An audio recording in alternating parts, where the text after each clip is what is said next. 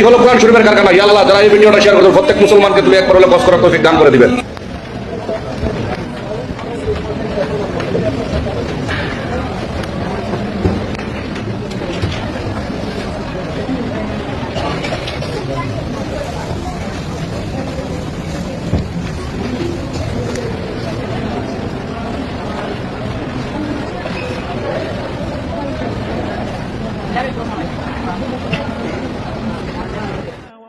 এই হলো কোরআন শরীফের কারখানা। ইয়া আল্লাহ, যারা এই ভিডিওটা শেয়ার করবে প্রত্যেক মুসলমানকে তুমি একবার হলে কষ্ট করার তৌফিক দান করে দিবেন।